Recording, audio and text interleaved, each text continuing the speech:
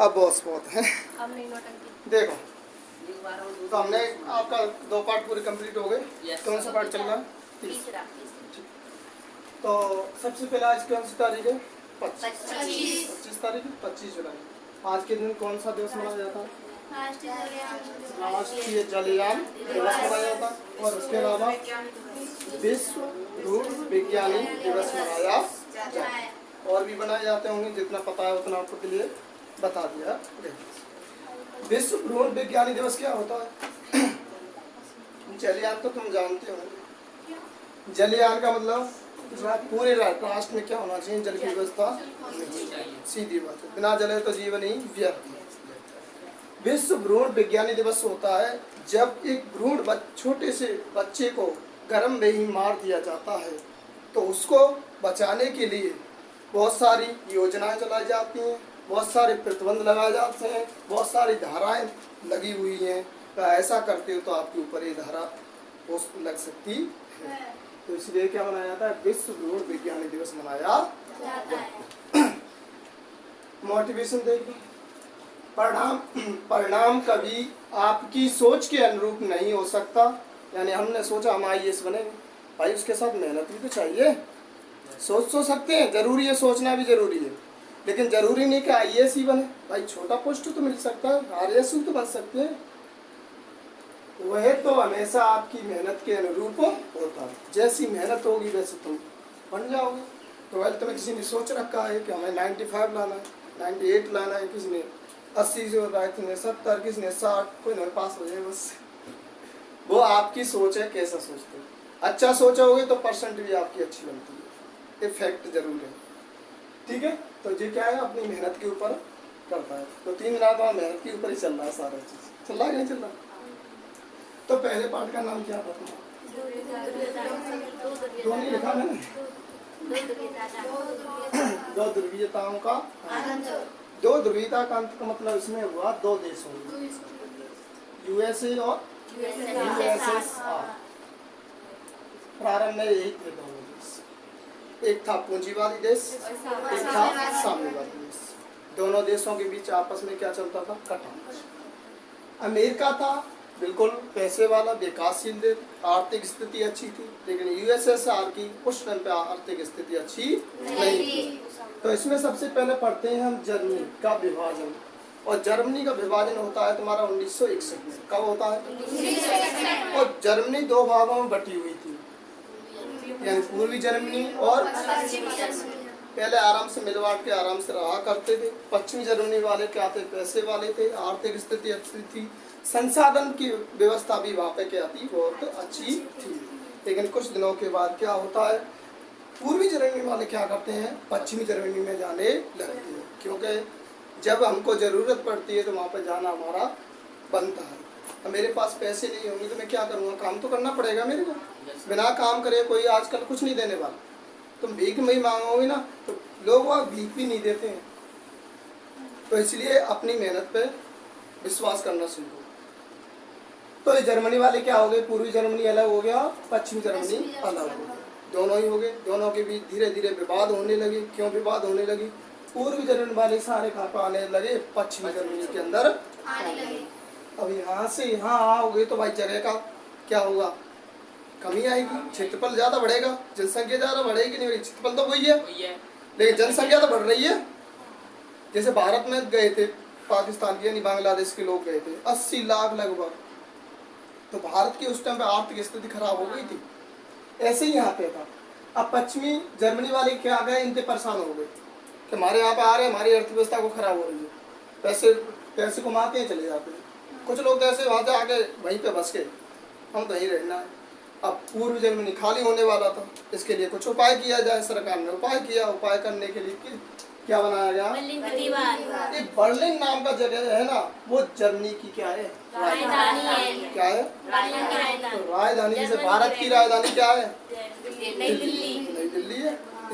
तो भारत की पहले राजधानी क्या थी? कोलकाता। ऐसी जयपुर की राजधानी क्या है? राजधानी। ठीक है, तो ये जर्मनी क्या थी? बर्लिन क्या थी? राजधानी थी। तो इसी नाम से एक दीवार का निर्माण कर दिया जाता है। क्या किया गया निर्माण कब किया गया? 1961 निर्माण कब किया बर्लिन की दीवार का? 1961 1961 में जर्मनी का विभाजन होता है। दीवार का निर्माण 1989 के अंदर होता है। कंफ्यूज मत करो। इसके बाद हमने अगला पॉइंट पढ़ा सोवियत प्रणाली। कौन सी पढ़ा था? और सोवियत प्रणाली के अंदर हमने एक क्रांति पढ़ी, बोल्शेविक क्रांति। कौन सी क्रांति? और बोल्शेविक क्रांति होती है 1917 के अंदर। कब होती है? 1917 के अंदर। इसके बाद हमने पढ़ते हैं सोवियत संघ में साम्यवाद। इस साम्यवाद की दुनिया कौन से थे? यूएसएस वाले साम्यवाद कहलाते थे। और इन्हें और किस नाम से जाना जाता था? उन्हें कहते थे दूसरी दुनिया के लोग। एक क्वेश्चन मैंने दिया था। यूएसएसआर में कितने देश हैं टोटल? 15 देशों से मिलकर ये बना हुआ। इसके बाद क्या होता है यहाँ पे 1985 के अंदर एक व्यक्ति की एंट्री होती है। उस व्यक्ति का नाम था गोरबाचेव। पूरा नाम पूछे तो मिखाइल गोरबाचेव। इनने क्या किया? यूएसएसआर की यानी रूस की क्या करते हैं? अर्थव्यवस्था को सुधारने के लिए अपने हथकंडे अपनाते हैं। क्या अपनाते हैं? ये दो नीतियां लेके आते हैं। उन दोनों नीतियों का नाम था ग्लासनोस्ट और पेरेस्त्रिका।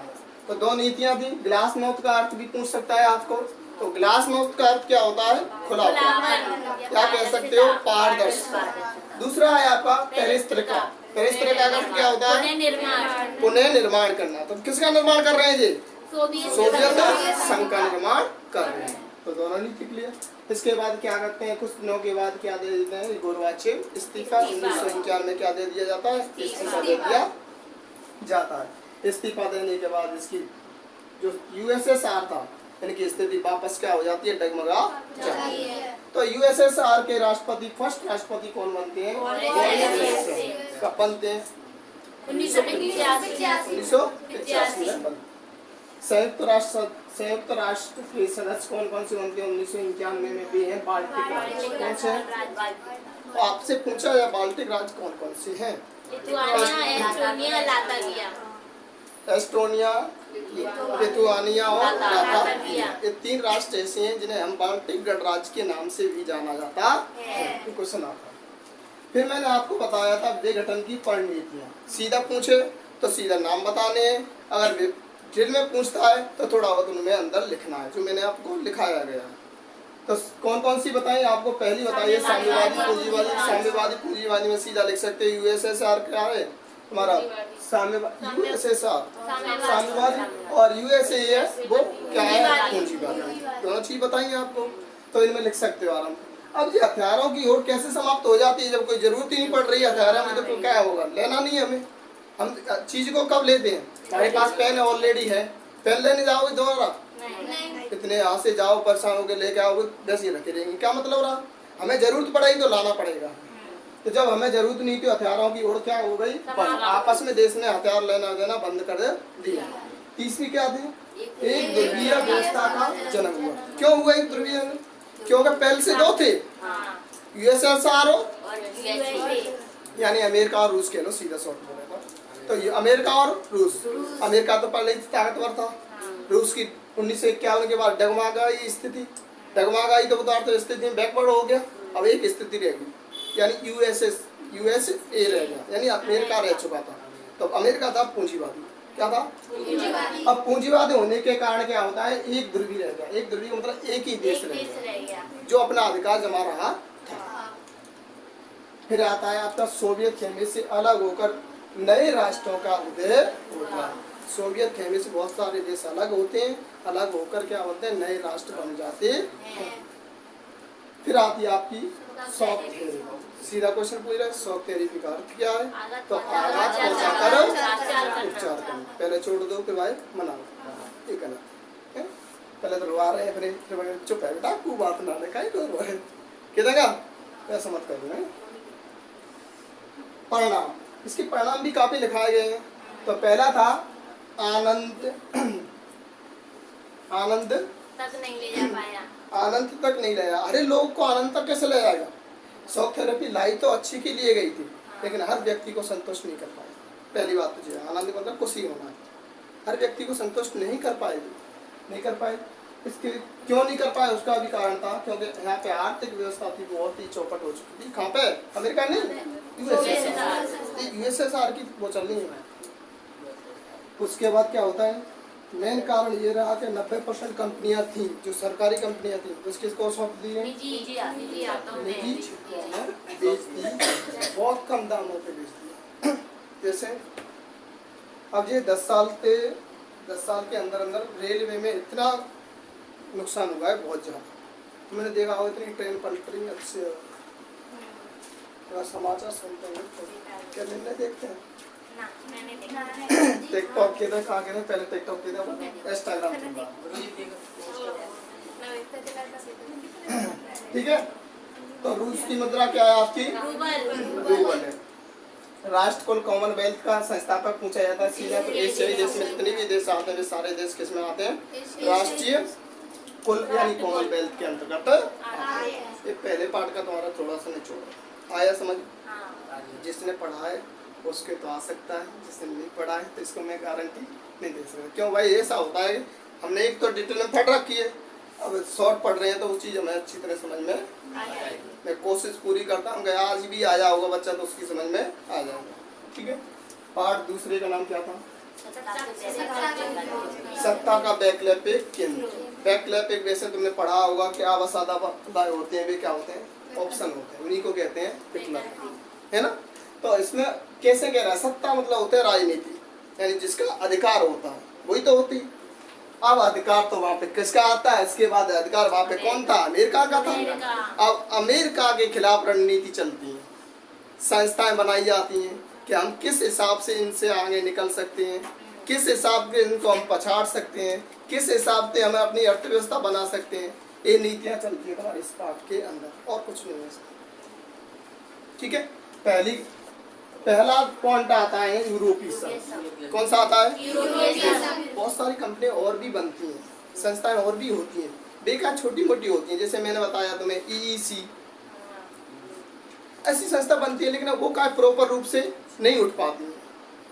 जैसे हमने कोचिंग स्टार्ट करी, अब 1 साल में बच्चे नहीं आए तो बंद कर दी, तो बात अब प्रॉपर रूप से नहीं उठी तो बंद कर दी। अब एक दिन में तो कोई नहीं उठता, 1 साल में भी कोई नहीं उठता, धीरे धीरे पता पड़ता है बच्चों को, जब ये जुड़ते हैं। किसी को पता ही नहीं है तो वे कैसे जुड़ेंगे, तो वो चीज़ होती है। पहला पॉइंट क्या है, यूरोपीय संघ, इसे शॉर्ट में बोलते हैं EU, ठीक है। सबसे पूछा जाता है इसमें कितने देश शामिल हैं, 27 देश हैं। यूरोपीय संघ एक संस्था है जो बनाई गई। उसके बाद इसका पूछा जाता है मुख्यालय क्या है, वर्तमान में कौन है इसके अध्यक्ष, कौन है। इसके बाद दूसरा पॉइंट आता है आसियान का फुल फॉर्म कौन बताएगा, दक्षिण एशियाई राष्ट्रों का संगठन, आसियान का पूरा नाम होता है।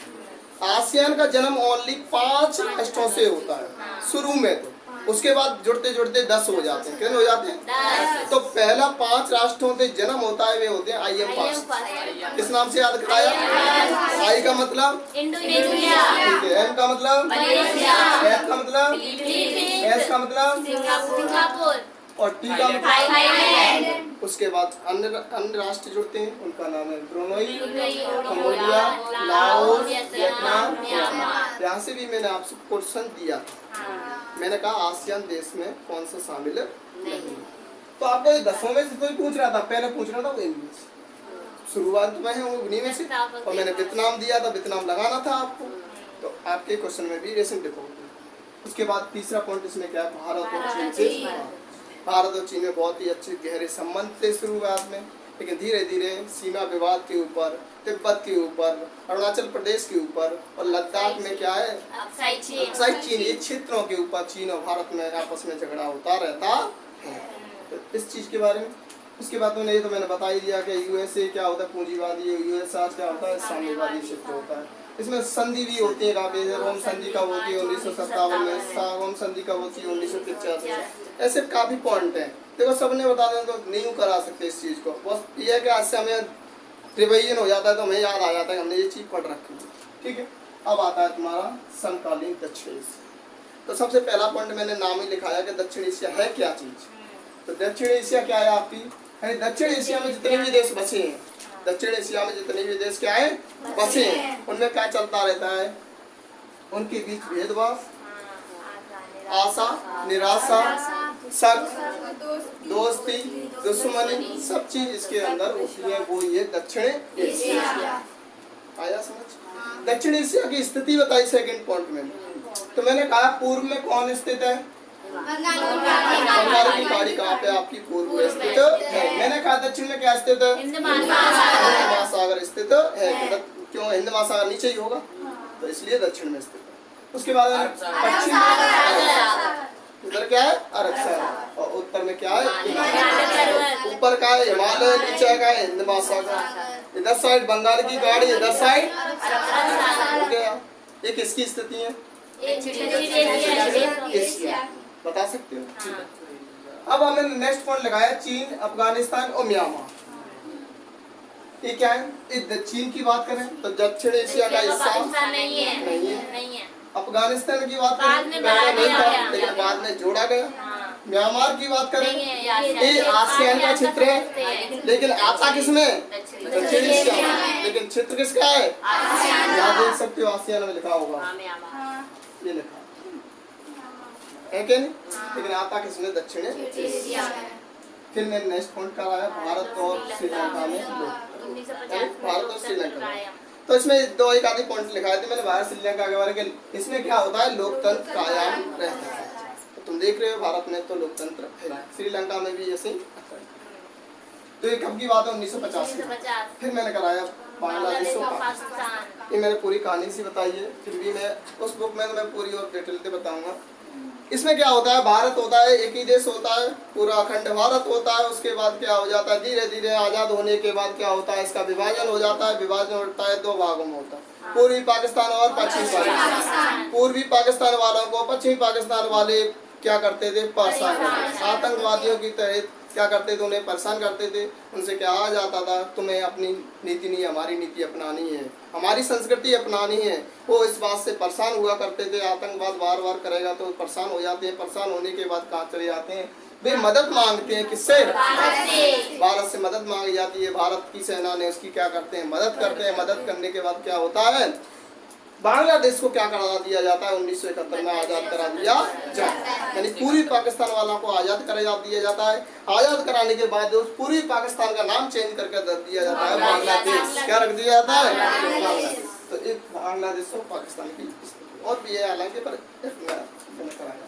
इसके बाद मैंने पाकिस्तान के बारे में बताया था, कल ही बताया था। तो 1956 में पहला संविधान का निर्माण करते हैं। कौन से जनरल थे, अयूब खान। ये क्या करते हैं, सबसे पहले क्या करते हैं, 1956 में संविधान का निर्माण, पहला संविधान का निर्माण। और पाकिस्तान में तुम्हें पता ही है कैसी स्थिति होती है। अब देखो चलो यहाँ स्थिति। फिर 1962 की बात आती है। 1962 में एक चीज और होती है, तुम्हें याद हो तो, भारत और चीन के बीच में क्या होता है, युद्ध होता है। अचानक ही चीन क्या करता है, भारत के ऊपर हमला कर देता है। इससे परेशान होकर चीन की, भारत की अर्थव्यवस्था क्या हो जाती है, खराब हो जाती है। 1962 की बात करें हम तो 1962 में नया संविधान बनाता है कौन, पाकिस्तान। और इसके राष्ट्रपति कौन थे, पहले तो वही थे ना, उन्हीं के हाथों में कारोबार था। लेकिन इनके खिलाफ भी क्या चलता है, विरोध चलता है। ठीक है, तो एक पहला जो दूसरा संविधान, नया संविधान बनाया गया, वो किस प्रणाली के तहत बनाया जाता है, अध्यक्षात्मक प्रणाली। आपको अध्यक्षात्मक प्रणाली बिल्कुल प्रॉपर रूप से कराई गई है। अब इसके बाद कौन आता है, नेक्स्ट आते हैं तुम्हारे 1971 में मैंने अभी बताया क्या होता है, भारत और पाकिस्तान का युद्ध होता है। भारत और पाकिस्तान क्या होता है, युद्ध होता है। युद्ध में जब जनरल बनते हैं तुम्हारे, ये बनते हैं पाकिस्तान के प्रमुख। पाकिस्तान प्रमुख बनने के बाद क्या होता है, बांग्लादेश को अलग कर दिया जाता है 1971 में। और ये चुनाव कब होते हैं, 1970 में चुनाव हो जाते हैं। यहाँ पे पाकिस्तान के अंदर की बात चल रही है। ठीक है, चुनाव होने के बाद फिर तीसरा संविधान निर्माण होता है 1973 में।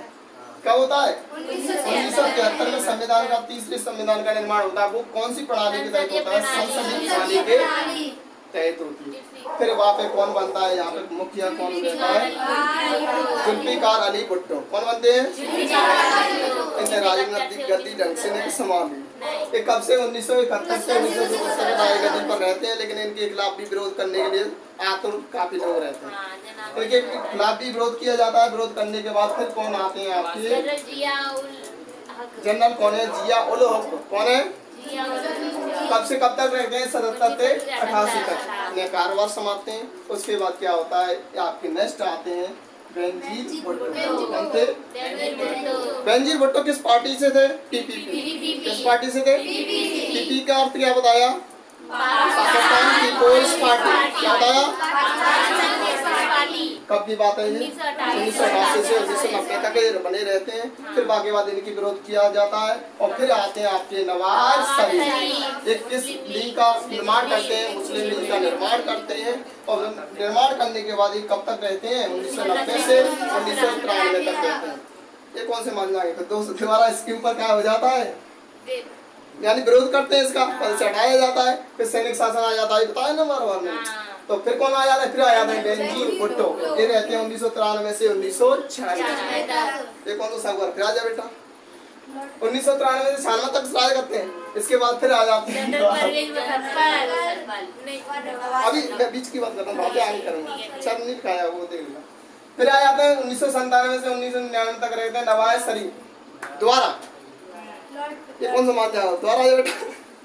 फिर इनके खिलाफ चलता है। फिर आते हैं आपके जनरल परवेज मुशर्रफ। ये कब की बात है? 1999 की बात। यहाँ पे क्या होता है? राष्ट्रपति के पद की घोषणा होती है। यानी 2001 से 2008 तक यहाँ पे तो थोड़ा बहुत चलती है सरकारें। फिर बाकी बात क्या होता है? 2008 से प्रॉपर रूप से पाकिस्तान के अंदर लोकतंत्र कायम हो जाता है, यानी चुनावों की प्रक्रिया चालू हो जाती है। और वर्तमान में तुम्हारे पीएम कौन है पाकिस्तान में? शहबाज शरीफ। आज का स्वागत हैप्पी है। अब नेक्स्ट पॉइंट डालो चलो।